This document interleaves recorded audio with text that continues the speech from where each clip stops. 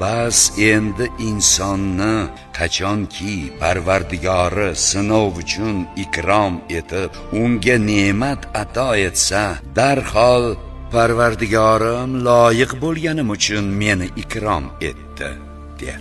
Ammo qachonki Parvardigori uni sinov uchun rizqini tang qilib qo'ysa, darhol Parvardigorim meni xor qildi der.